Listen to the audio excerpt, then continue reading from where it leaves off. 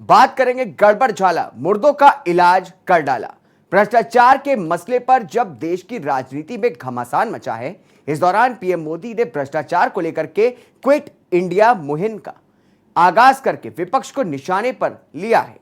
उधर संसद के मानसून सत्र में भी भ्रष्टाचार का मुद्दा छाया हुआ है। ऐसे में देश के जरूरतमंद नागरिकों को इलाज के लिए सहूलियत देने की लिए केंद्र सरकार द्वारा शुरू की गई आयुष्मान भारत योजना में बड़ा गड़बड़ झाला सामने आया है। यह हम नहीं कह रहे हैं, बल्कि देश के नियंत्रक एवं महालेखा परीक्षक ने चौंकाने वाला खुलासा किया है। कैग ने इस योजना को लेकर के जारी अपनी ऑडिट रिपोर्ट में बताया कि इस योजना के तहत ऐसे मरीज भी लाभ उठा रहे हैं जिन्हें पहले मृत दिखाया गया था। यही नहीं, अब ABPMJY स्कीम के 9 लाख से ज्यादा लाभार्थी तो सिर्फ एक ही मोबाइल नंबर से जुड़े हुए हैं। बता दें कि बहरहाल कैग की रिपोर्ट पर विपक्ष हमलावर हो गया है। कांग्रेस अध्यक्ष मल्लिकार्जुन खड़गे ने ट्वीट करके मोदी सरकार पर हमला बोला है। देखिए हमारी ये रिपोर्ट में।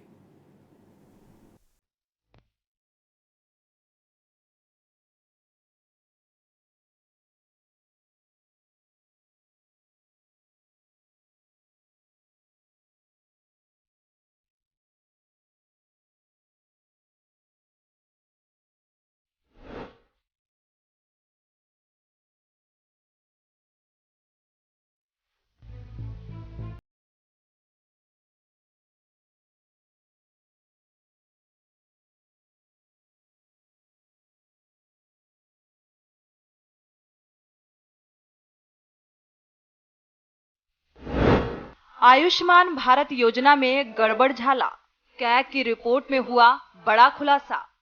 लाभार्थियों के पंजीकरण और सत्यापन में गंभीर अनियमितताएं। एक ही मोबाइल नंबर पर कई लाभार्थियों का रजिस्ट्रेशन किया गया। 5 राज्यों में सबसे ज्यादा धांधली। छत्तीसगढ़, हरियाणा, झारखंड, केरल, मध्य प्रदेश सबसे ज्यादा शिकायतें।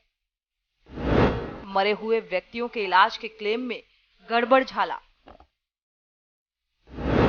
भुगतान राज्य स्वास्थ्य एजेंसियों की ओर से जांचों की सत्यापित किए बिना किया जाना बड़ी चूक। पता चला कि एक ही लाभार्थी को एक ही समय में कई अस्पतालों में भर्ती किया गया। जुलाई 2020 में राष्ट्रीय स्वास्थ्य प्राधिकरण ने भी इस मुद्दे को उजागर किया था। भारत सरकार की एक हेल्थ स्कीम है जो 1 अप्रैल 2018 को शुरू की गई थी और इसके तहत आर्थिक रूप से कमजोर नागरिकों को अस्पतालों में जाकर मुफ्त में अपना इलाज की सुविधा दी जाती है। बता दें कि ऑडिट में सबसे बड़ी खामी ये उजागर की गई है कि इस योजना के तहत ऐसे मरीज इलाज करा रहे हैं जिन रोगियों को पहले ही मर गया दिखाया गया था, लेकिन मरने के बाद भी वो इलाज कराते रहे। TMS में मृत्यु के मामलों के डेटा को एनालाइज करने से पता चला कि आयुष्मान भारत योजना के तहत उपचार के दौरान 88,760 रोगियों की मृत्यु हो गई है। इन रोगियों के संबंध में नए इलाज से संबंधित कुल 2,14,923 दावों को सिस्टम में भुगतान के रूप में दिखाया गया है। ऑडिट रिपोर्ट में कहा गया है कि दावों में शामिल करीब 3,903 मामलों में क्लेम की राशि का भुगतान अस्पतालों को किया गया। इनमें से 3,446 मरीजों से संबंधित पेमेंट 6.97 करोड़ रुपए का था।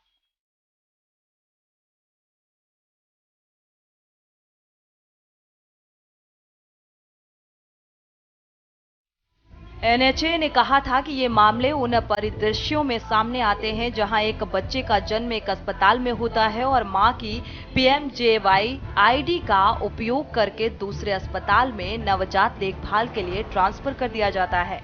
लेकिन CAG की जांच में सामने आया कि डेटाबेस में 48,387 मरीजों को 78,396 दावे पाए गए हैं, जिसमें पहले के इलाज के लिए इन मरीजों की छुट्टी की तारीख, उसी मरीज के दूसरे इलाज के लिए अस्पताल में एंट्री की तारीख बाद में की गई थी।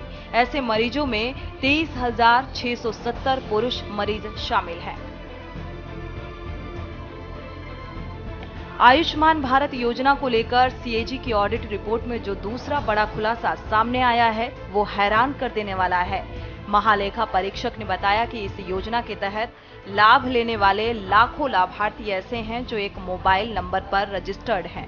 गौरतलब है कि इस सरकारी स्कीम के तहत लाभ पाने के लिए मोबाइल नंबर का रजिस्ट्रेशन सबसे जरूरी होता है। लाभार्थी द्वारा रजिस्टर कराए गए मोबाइल नंबर के जरिए ही उसका रिकॉर्ड तलाश किया जाता है। आमतौर पर किसी लाभार्थी का मोबाइल नंबर गलत निकलता है या फिर ई कार्ड खो जाता है तो लाभार्थी की पहचान करना मुश्किल हो जाता है और फिर योजना के दायरे में आने वाले अस्पताल इलाज देने से इनकार कर देते हैं। लेकिन यही बड़ी धांधली की गई है।